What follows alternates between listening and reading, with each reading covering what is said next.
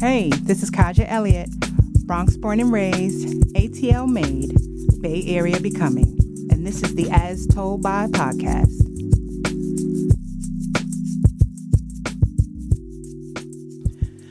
All right, episode 6 of the As Told By podcast. We are back. Glad to be back in studio. Shout out to Stay Diff for hosting this week's episode of the As Told By podcast.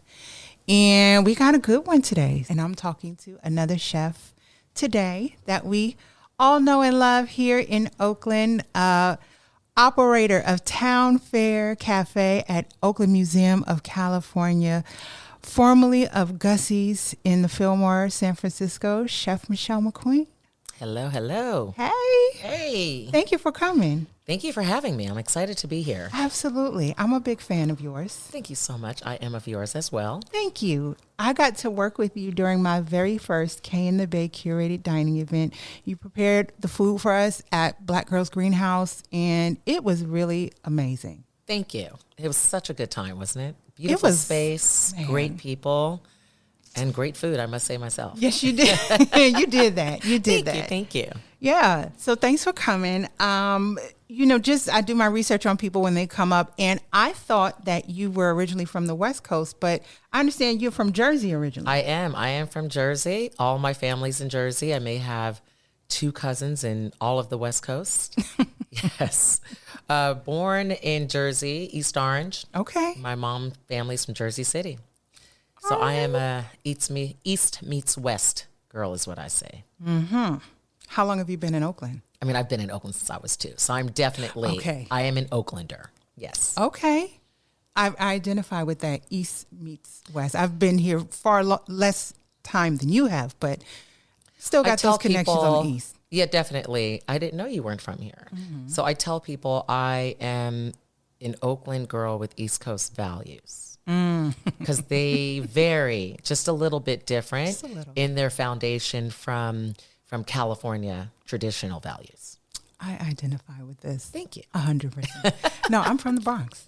Oh, okay. Well, hey. Yes, hey. Oh, we're neighbors. Listen, there we go. Yes. I saw you post the other day banners of your face hanging around the lamppost in Lake Merritt. Isn't that crazy? I have been truly supported by the Oakland Museum of California. Mm-hmm. And they came to me with the idea and of, putting my face around these banners with some of the other things that they're telling people, the wonderful things that are available and that they offer at the Oakland Museum. Mm-hmm. And just this morning, I saw another banner that has my chicken sandwich on it, my fried chicken sandwich on it. And I didn't even know that was there yet. That's amazing. And to see it at the lake, which is such like a quintessential location within the heart of Oakland. It is the heart of Oakland. It is the heart. Parking meters be damned. It is the heart of Oakland. Exactly. It is the heart of Oakland where we have spent time, taking your kids to the playground, walking around the lake, picnicking at the lake, festival at the lake. Mm-hmm. For those who remember, the lake has been home to so many events. It has such a meaning for everyone from the east to the north and the west. It truly is the heart of Oakland. Yeah.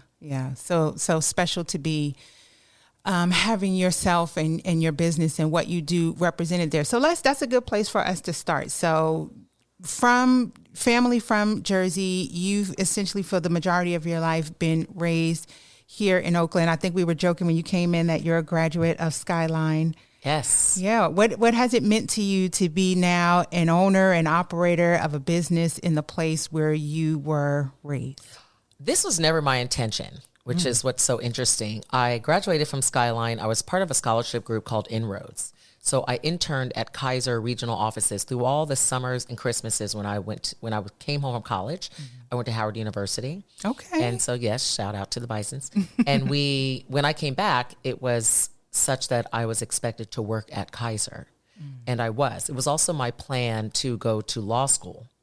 So when I graduated from college, I was I'd taken my LSATs, I was submitting my law applications, and I met my ex-husband who was opening a restaurant.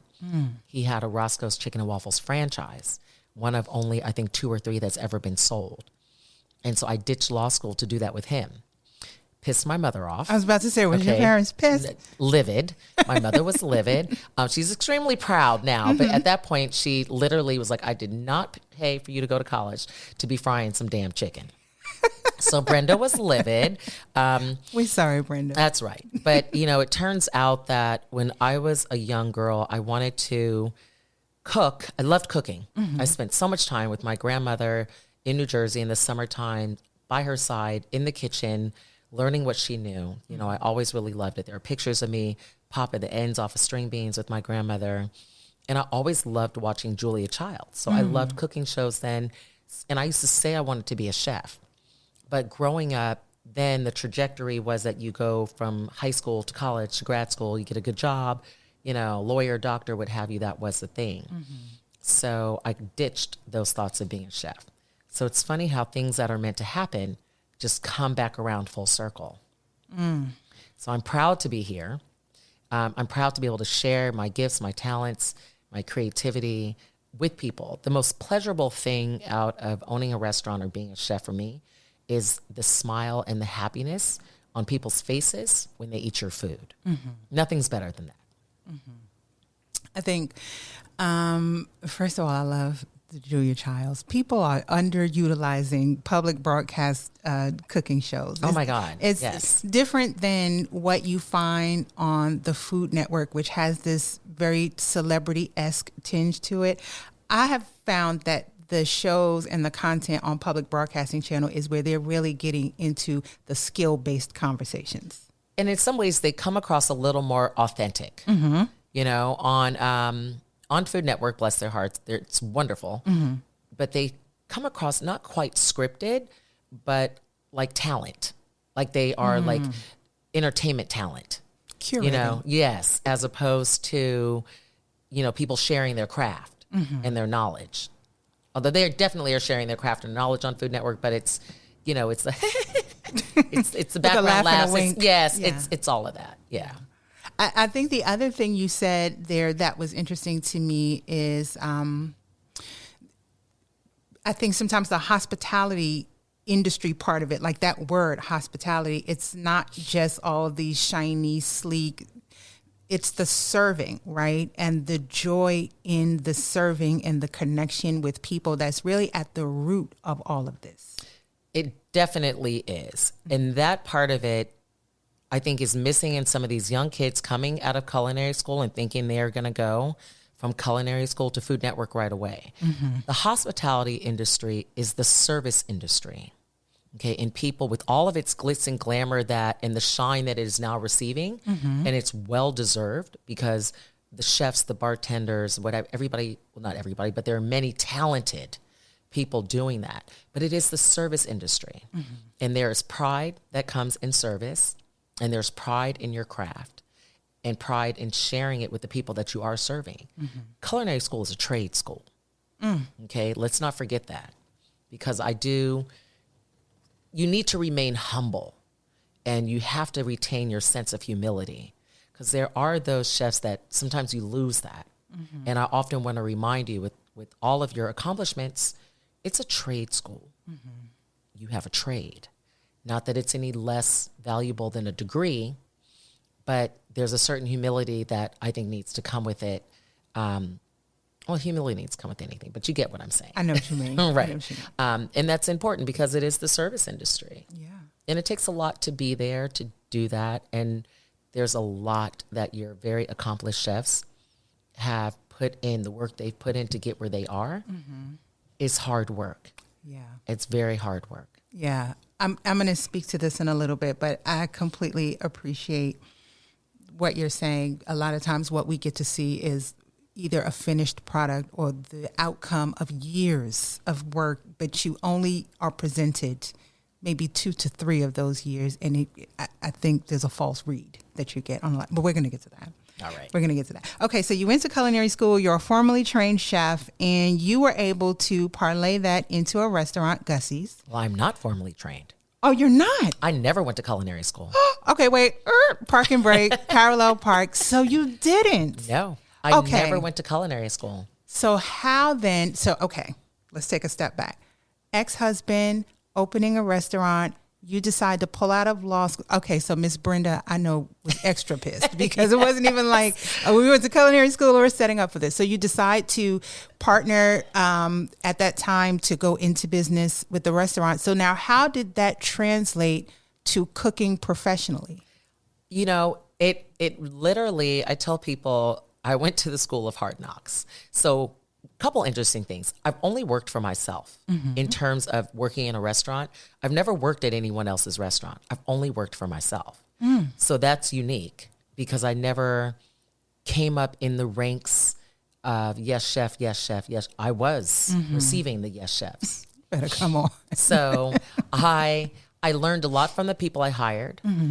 But when I was speaking about humility, I also would not allow you to call me a chef until I actually felt like I had earned that title. Okay. So once again, also going back to the trade school, it's just like my hairstylist. You can go to esthetician school, or I think that's what they do with hair school, or you can also like kind of apprentice under someone and still get the same title. So chef is the same. I know a lot of good chefs never went to culinary school, and they're excellent. Needless to say, yes, I did not go. I learned a lot from the people I hired. Now, I did invest some time in taking some classes. I did sit through a whole Julia Child series. I did take some classes from a gentleman who was a professor at California Culinary Institute, what have you, Charles Valmar, and I learned a lot from Charlie. And then in a brief stint between when my last restaurant closed and maybe this one a few years back, I also was asked to run a culinary program at Apple by a friend of mine who was a wonderful chef as well, who never went to culinary school. Okay. And I went and did that, and that was also very good. So I've always learned a lot. I've always considered myself the student, and I think it's important that people remember there's always something to learn. I'm the person who I think I have something to learn from the people that work for me and something to learn from the people that are above me. If you ever get to a point where you feel like you're not learning something, then you're surrounding yourself around the wrong people. You know, so that's been my training, reading, knowledge, watching, practicing, what have you. So I did not know that, and I'm so glad to find that out. I think it speaks to something that is often a point of conversation in entrepreneur circles about getting started versus waiting for some formal invitation or formalized process or formal anything to move into what you want. There's something to be said for just getting in something, and we just gonna figure this out and learn as we go along, and being able to really maximize that. It almost seems like as important, maybe even slightly more important than the skill, is the ability to get into an ambiguous situation and navigate it. Yes, definitely. And it's funny because when I was interning at Kaiser, at one point I was with the human resources department, and my boss at the time, I was 18, 19 years old, he made a comment, and I was in college, and he made a comment about he valued work experience over education. You know, and at that time, I was like, huh? You know, and not to say there's anything wrong with getting formal education, because when you do get a formal education, you're actually getting more than just the quote unquote education. It's a life of education. But he was referencing that, and now that I'm older, it does make a lot of sense. And so with that, you have people today who are going that route, and they are doing just what you said. They are jumping in and figuring it out.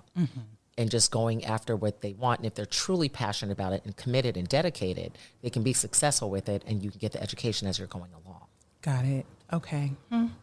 Important. This is important skills to have. Okay, so then that takes us back to Gussie's. At what point in your career, you know, like where were you in your career as a chef at the time that the opportunity at Gussie's became available to you, and what are some of the key learnings during that experience that you took from, you know, aside from talent, this is what it takes to successfully run a restaurant? So Gussie's came about because I was kind of like in between doing things like, what do I really wanted back in, but do I want to, you know? And I was like, you know what? I'm just going to do it. And a friend who was in government at the time in San Francisco told me about that space. Okay. Oh, let me just go check it out. So I did. And I ended up working with the landlord. I ended up getting some money from one of my best friends. And I jumped right in, I jumped right in. Just like you said, it was really like faith it until you make it. Not fake it until you make it, but just faith it until you make it, right? And each step, I just learned everything from, okay, well, I created the menu. I had actually done that before, but I was creating the menu, then I'm doing the staffing, and then I'm doing this. And a lot of times I was doing a lot of this by myself. I never really had a partner or a whole bunch of support staff. So I pulled it off. We got a lot of publicity. We opened, here's one mistake. I opened, and it happens with a lot of businesses, a lot of Black businesses. You never have enough money. When I opened Gussie's, I had $5,000 in the bank. My payroll the first month was $50,000. My gross sales were enough to where I could cover all my bills and pay my people and pay everything else. That's one thing that's very important. Pay your people, pay your vendors. Yes. And so it worked. And we were there for 5 years, but it was the grind of it. When you're not funded except for out of your pocket or out of your profits or what have you. That's kind of the mistake we all make. And then the other learning experience is building a team, building the proper team that can support you. And what does the team look like to you? What do you truly need in a team to make that supportive? And then I was very supported by the community. So that was awesome. I had a lot of support from the community. But my reason for opening Gussie's was I wanted a place where I could go and get soul food, but I could dine in a nice looking place, built with our soul food and our people. And I didn't know a place like that here. Because usually it's just a lot of white styrofoam containers. And I mean, do what you got to do. But sometimes people want to sit down and have a meal. And at the time, I didn't know about that. I think after I opened Gussie's, I could have my dates wrong, is when the place in San Leandro opened up, owned by Axel Gospel. Lena's. Not Lena's. No. I don't think they're not around anymore. I know what you're talking about.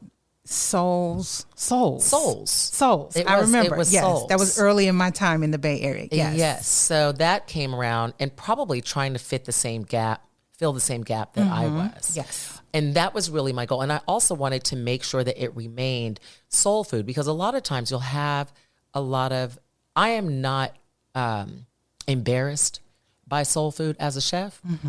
I do love elevated cuisine and the creativity of the things that we can do with it, which is why you will see me serve some traditional soul food, but you may also see me get super creative with something. You're good for putting a twist on the classics. I'd like to put the twist on the classic, but I also want some things to remain the same. Please leave mac and cheese. I don't want your little cavatappi pasta and all your different, and your pennes and all that. I don't want that. I want elbow macaroni. Cheese, I want you to make it well, but that's what I don't want a casserole. I want Sunday no mascarpone mac and cheese. Yeah, I want Sunday mac and cheese. Okay. And so I wanted, and I wanted that. Yeah. I wanted that and collard greens and red beans and rice and cornbread and biscuits and chicken and waffles and and chicken and waffles. Not, please, to everyone listening, and some people are going to hate me for saying this, but seeing as though. And there are people who can attest to this truth. And if you don't believe me, you can Google it. My ex-husband and Julian and I were the first people to serve chicken and waffles in all of Northern California. Y'all were not doing it. And it's no disrespect, but it's just the truth. Call a thing just call it what it is. Right. It is the truth. And it dates back. And there are people who will, definitely tell you I'm telling the truth. Chicken and waffles needs to be fried chicken with a bone in it and skin on it. These boneless... You better break it down. These boneless, skinless pieces of chicken. It's a chicken tender or like a chicken sandwich. And the taste is different because you don't have the fat from the skin and all of that. It's different. I do understand the struggles with making sure that the chicken with the bone in it and then skin on. is done all the way and in the process of getting it out fast and all of that. I could help you with some of that. But yes, please, I encourage everyone to keep it what it's supposed to be. Keep it to the origins. Yes. Are we doing a savory waffle? I see a lot of waffle varieties. I like that. Just like, because I do waffle varieties. And that's okay. There's some that I really do love. Yeah. Yeah. I'm actually doing, I'll have to show you a picture, Black Excellence waffle for Black History Month, or for the last 2 weeks we have in it. It is an activated charcoal waffle. Oh, nice. Yes. Nice. Activated charcoal waffle with fried chicken and gold syrup. Yes. Syrup. And I make my syrup from scratch. We make everything from scratch. Okay. Yes. Everything but my hot sauce. I'm like, what is the gold syrup? We'll talk about that offline. We'll talk about that later. Okay. All right. So this makes sense to me because so Gussie's was closing right around the time I just came to the Bay Area. So unfortunately for me, I missed that train. But people always talk about the fried chicken at Gussie. So it's definitely something that stood out. Anytime I hear people refer to it, they seem to have really great memories of the food. But given that you had a successful restaurant venture before Town Fair, and we'll talk about that in just a second, how did you approach not doing like a copy and paste of what Gussie's was to Town Fair? So Town Fair, being that it's at the Oakland Museum, it's a very unique space. And it's definitely a destination spot for people who are not going to the museum on a particular day, but it also services the people that are attending the museum. So one thing I wanted to do was create what I call cultural comfort food. So, and for me, what does Oakland represent? We have, a strong Black history and culture here in Oakland. Food, history, politically, a strong Black culture here. We also have a strong Latino culture here and a strong Asian culture here. And I wanted to make sure that there was a way I could kind of blend all of that together and let it be represented in the food without losing sight of who I am as a chef and the Southern food and how that's my foundation. Okay. So when I did that at Town Fair, yes, I made sure we still have the fried chicken and the mac and cheese and the cornbread and biscuits and whatnot. But then I also brought in things like, our collard green yam and cabbage spring roll, which has, jerk spices and curry in it, but it is served with a black bean and sriracha and sweet chili aioli. It's very good. I have had it. Thank you. And it's vegan. And then we brought in, the blackened jackfruit tacos, with a vegan aioli. And so that's where we kind of bring things together. And just like my gumbo ramen. I saw that. That's new. Oh, it's delicious. I saw the pictures online. I don't get me wrong. I like my food, but then there are times you make stuff and you're like, oh, I outdid myself. Right. That is delicious. And I tell people it is gumbo ramen, not ramen gumbo. So it's gumbo first, but it's wonderful. And it has the egg if you like it with traditional ramen. We get our noodles fresh, made from Chinatown. None of that crackly, boil in the water in the package. There's a place for that. But it's not in my gumbo. Right. And so that's wonderful. So there are different things like that I try to incorporate and bring to the menu here that are different from Gussie's. And it's also my way of branching out and letting some of my creativity shine and do some things that still keep it fun for me. Yeah. Yeah, still keep it fun.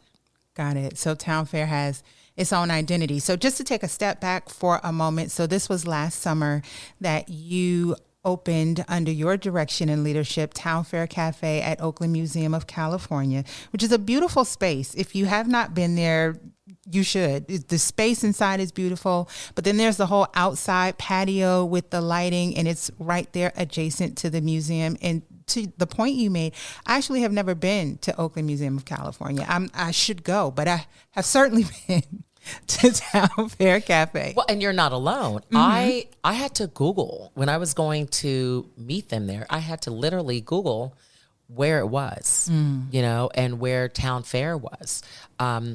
and it makes it somewhat challenging for me. So I'm really trying to work hard on letting people know that we're there, that we have weekly Sunday brunch with live music, with DJ by Mark DeVita, and it's a good time. And the grounds of the museum are absolutely gorgeous. And the thing with those banners, they're really letting people know you can access the museum. First off, you can come to the museum without buying a ticket to go inside the gallery. Okay. You can just come to the museum, sit on the lawn, check out the grounds. There's a pond with fish and turtles and everything that children love. Beautiful grassy area with picnic tables. I'm there. The rooftop patio is there. So many wonderful things that are there that are free are great. And then you have the galleries. So you have the traditional museum gallery that, has all of these wonderful things from the gold rush to animals to all kinds of history there. And then you have the different exhibits. And currently we have the Angela Davis exhibit, which goes until June. So you have time. And so that's a wonderful place to come and just check it out. It's right here in your, in your backyard. Yeah. Let me get on down to OMCA. I'm still coming to Town Fair afterwards. But let me get on down to OMCA and check out the museum. But, in talking about that, did you have any trepidation in approaching the process of bringing Town Fair to life? Because it had been under the direction of a couple of other highly visible chefs. So did you feel like, okay, I'm stepping into this space people already know from so-and-so, so I have to really make it whatever? I get asked that a lot. So I didn't necessarily feel any kind of way about that in that respect. What I felt was I've been out of the restaurant business now since 2014, since December 2014. So when I do this, I need to do it well, and I need to do it a certain way so that it gets the respect that it's due, and I make a good impact on the community and show up for myself, and show up for the people. So it was more so, not in competition with myself, but shining for myself as opposed to shining better than the last. I think it's a great space. I thought it was highly underutilized, and I was really looking at different ways that it can be used and people can know about it. And I'm not quite sure that it was ever looked at that way before. I think it was highly relied upon the museum goers. But it's such a great catering space. We cater a ton of events there. And it lends itself to be, transformed into whatever your vision is.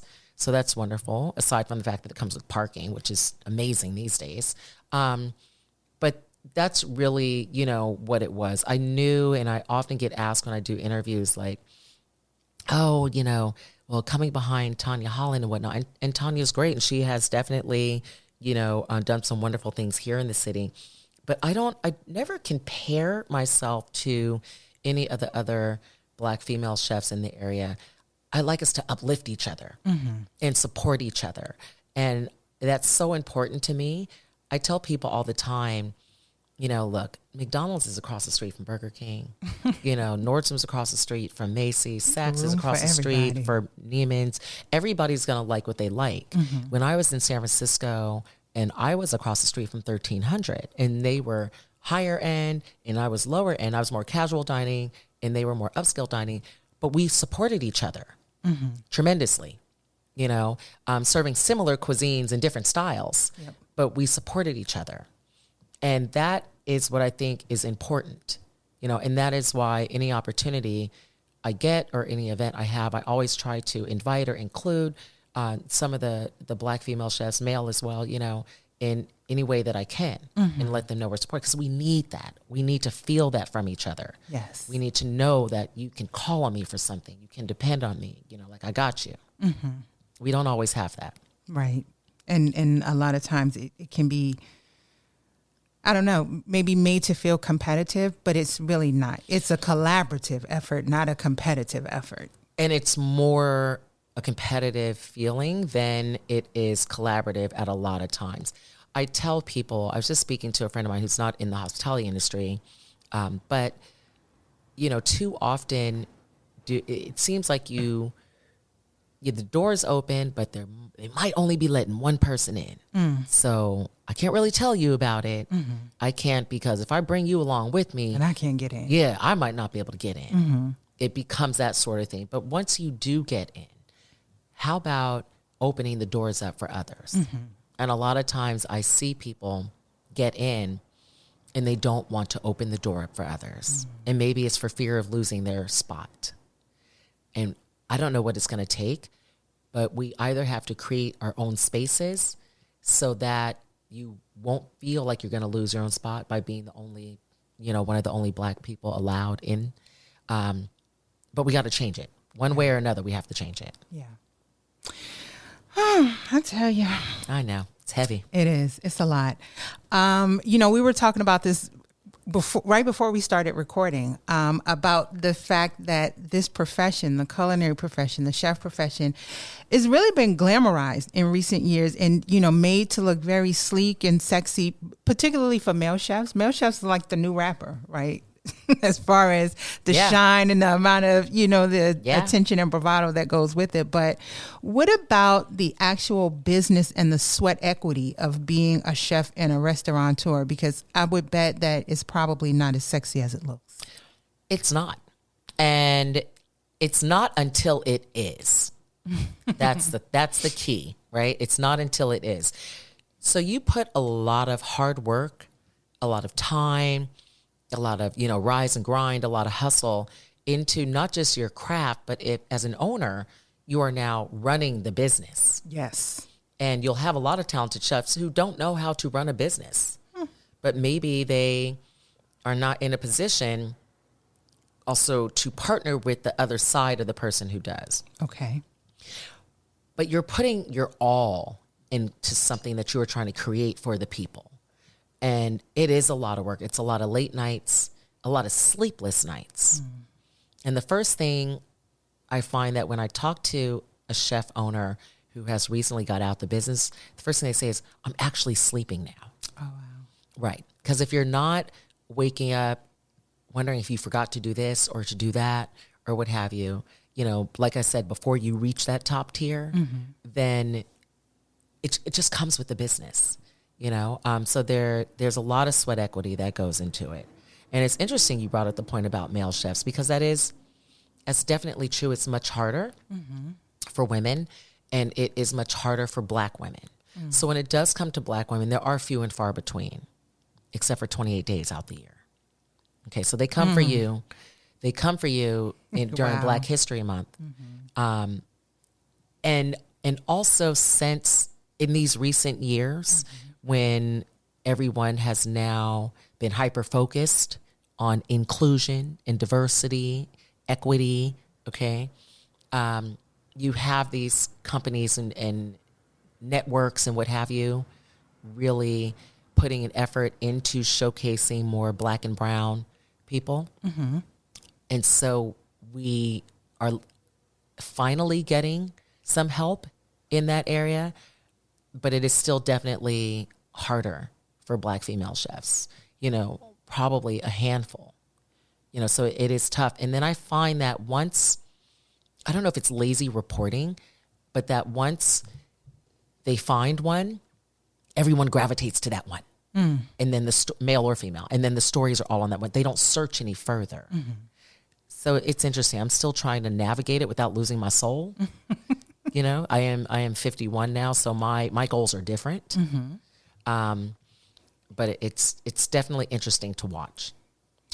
Yeah, it's gone from a profession that was really based around just the skill, and sometimes these would be faceless people, right, who you would know their end product, but you wouldn't know them. But it's almost the exact opposite now. Like, the chef, even if you haven't had their food, may never have their food, but you are very well aware of who they are as a person. And that part makes me happy because it's well deserved. Because I know the work that goes into it, it is well deserved. Especially if the chef is different from the owner, it is well deserved. And oftentimes it would just be everybody's so happy to know and get to know the owner, but now they're so happy to know and get to know the chef.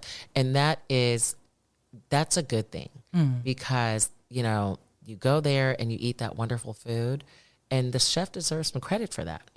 Yeah, so it's nice to see that. And it does make me happy to see some of that credit coming to the forefront. Do you think it's ever a distraction? From what? From the craft. I don't think so, but I think with any talented creative, because we are creatives, you can be distracted by it and lose sight of where you come from or that level of humility that I was speaking of. Mm-hmm. But in this industry, as in others, you can be humbled very quickly. Yes, you can. Very, very quickly. So enjoy it while it's there and try to sustain and maintain it really is the goal, because there have been some that have been humbled by it very quickly. As you see with whatever it might be, staff lawsuits or whatever, so it doesn't matter, Right. you know? Right. But yes. There, hell, you didn't nail you. That's the same, right? Yeah. Okay. It's a tough one. So just to go down a different road for a second, one of the things you and I have in common is we have daughters the same age. Oh, wow. Yes. Yes. And that means, you know, with the amount of time that you've been in this career, that there is a living witness basically to your entire journey as a chef. You know, so now as two grown women, you know, what do you think your daughter would say about where you started and where you are now? I think that my daughter, along with my mother, are probably my two biggest supporters. She is beyond proud of me. You know, I know it. She has seen me smile. She's seen me cry. She's seen me work late, get up early.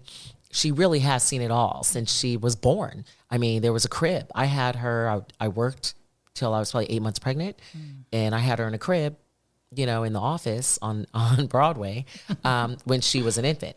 So she has seen it all, and I know she's very proud. She probably also wants nothing to do with this. I have no intentions on leaving her restaurant at all. I don't know if I wish that on her at all. Very few chefs that I know with kids do their kids want to take it over. Okay. Right. So but I know she's exceptionally proud of me. I will say, if you intend on owning a restaurant, being a chef, don't have kids. Yeah. I know one gentleman who's not a chef, but he owned Merritt Bakery, Charles. And Charles owned Merritt Bakery, and he owned a few Burger Kings and stuff prior to that. Charles said he never wanted kids because he always knew he was going to have a restaurant. It takes all of your time to do it and to do it well.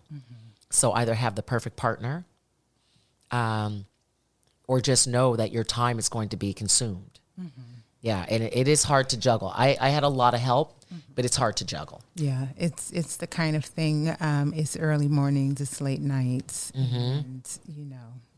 It's long hours. It's long hours, and then the recovery time, you're still a person, you have to sleep, you have to recharge, so it's a lot. It's a lot. It's a lot. Definitely. Wow. You know, there's a quote, one of my favorite chefs I follow, Naisha Arrington, she did a 2022 TED Talk at TEDx Berkeley. And one of the quotes from that talk is, she says, "I went on to work in many fine dining kitchens to create thousands and thousands of recipes, but I'd say one of my greatest creations thus far has been my life recipe." What has been your life recipe? What have you sifted, folded in, sat in room temperature, chopped, preheated to get to where you are today? Wow, that's a question. That's a question. My life's recipe has changed. It keeps evolving. It's a recipe that gets better with time. You know, like a gumbo is better 2 days later because now all the flavors come out. You know, or marinara sauce or something like that. My life's recipe has been hard work, commitment, faith, leaps of faith. Gosh, more hard work than I wished for. I always wish I'd worked smarter, not harder. But I think in the beginning, you work harder until you get smarter. Okay. Is what happens. Those are the things. My upbringing has helped me. I was raised to, you worked. You worked. I cleaned the neighbor's yard for $4 an hour when I was like 10 or 11. My dad did not play that sleeping in. You were getting up to do something. Okay. My sister had a paper route. I had a job. And so I was raised with a certain level of work ethic. And that a lot of kids, I think, miss these days. Times are different. But so hard work is definitely part of my life's recipe. And tenacity, like I said, faith and belief, risk, and risk again. That's a good one. Yeah, fail again, learn, fail again until you get it right. I'm still learning. I'm still failing, and I'm learning, and I'm getting some things right this time around. So your recipe is it's a gumbo. It's a stew. It's got lots of ingredients. It's got your mirepoix that you start with, your 3 core things. And everything else after that, you just continue to build the flavor upon and add your own flavor to it until it just becomes that one delectable, creation that you want it to be. All right. That's the word, yo. Yes. Okay, so what's coming up next? What do you have going on? I suffer with definitely ADD, but so I get these wonderful ideas. And I suffer with prioritizing them. Currently, yes, don't we all? There's so many things I want to do. One thing, I have had some of the same goals I've had for years, and I've yet to see them come to fruition. And I told myself this year that was going to stop. I mentioned to you offline that I make everything from scratch. And so I want to product those items. My spices, my waffle mixes, my syrup is made from scratch, my salad dressings, everything that we make from scratch. And, get it on the market so people can take it home, make it themselves, enjoy it themselves when they just can't come see me. So that's something that I've always wanted to do. Okay. That's really what is next in line for me. I do have another restaurant down the line coming, and we'll see how that pans out. One thing COVID taught me was, how do you want to live your life? What do you want that to look like moving forward? What do you want that to look like? And how do you enjoy your time, spending your time, and how can you get the best out of it while maintaining the lifestyle that you desire to live? So I'm in that, that kind of mindset right now in figuring that out and making sure that it really resonates with my passion and my creativity. And I'm hoping and believe that creating these products, they're already really created. So it's just, and tested, it's just getting them out there. I'm excited about that. And I always have a passion for the restaurant industry, as difficult as it is. And challenging and sleepless and all of that. So I will probably venture down that road as well. Yeah. And then I know cookbooks and all that good stuff. Oh, I love a good cookbook. Yes. I collect them. I do too. And I don't cook anything out of them. Me either. I just like having them. I like looking at the pictures. I will get inspiration. Sometimes I'm like thinking about stuff. I did that last week. I just laid up in bed with like 3 different cookbooks. One I got in South Africa. One was from like a guy from South Carolina. And I'm flipping through them and just trying to get inspiration and ideas. But I never cook anything out of a cookbook. Okay. I don't know. That's hard. That's horrible. How am I going to want to make a cookbook, but I don't cook anything out the cookbook? But that's okay. Like you said, it's for inspiration. And also it's a keepsake. It's like a snapshot in the career of, in the life of someone's career. Well, and the other thing is, my style of cooking, because I like to entertain. So I like to have parties at my home, from backyard parties. I think I'm known for having pretty good parties. Backyard parties, holiday parties, cocktail parties, what have you, birthday parties. I like simple and easy, but it looks like it took so much more time than it did. So I think my cookbook would be centered around just that. Here's something you can make, and it's not, all involved, and it's, super chefy and all this, these processes. I just want it to really, but it looks like it took a long time. Okay. And so you can enjoy it, and how to throw a party for 30, how to plan it, how to create a menu, and then here are the menus, how to really make it work. Make it easy. It's simple and easy. Yeah. Okay. Very nice. And now it's February as we record this. This is Black Joy Month in Oakland. Yes. I know we said earlier, so for the listenership, many of the episodes are pre-recorded and then released on a schedule, but we're going to have this come out because Black Joy Month is happening. You have a series of events going on at Town Fair. Tell people what is going to be happening. I do have a series of events. I am excited to let people know we are there, to share some of this Black excellence with everyone. We have an event starting, excuse me, we have an event on Thursday called A Seat at the Table. We've been wanting a seat at the table for a long time. I am offering you a seat at the table. Literal. Okay? Literal. We will come together over a 7-course curated dinner prepared by myself over a beautiful decorated and designed table. You will be in community with other people at your table. We will have, we will have a celebrity guest host in conversation with a guest speaker. And this will be a quarterly event. So that will happen every quarter. And that's going to be wonderful. We are also doing a music pairing with it. So with each dish that comes out, a different song will be played that will make you feel the way I expect this dish to make you feel. Wow, I love that. So we'll have a music pairing. We'll have a very thought-provoking conversation. We will have conversation boxes about every 4 to 6 people on the table with topics of discussion in them. Nice. You can kind of pick and talk with the people you're around. Lightweight. I don't want anything too heavy. Yeah.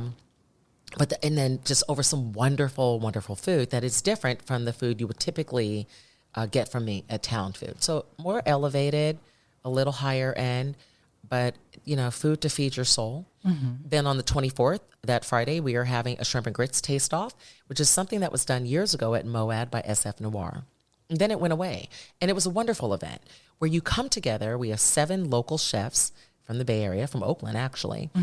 Everyone will make their version of shrimp and grits. There will be wines poured by Washira wines. There'll be Helicosa will be there with beers. We will also have cocktails by some Black-owned spirits as well. You will come in and just taste everyone's shrimp and grits, kind of vote who was your favorite.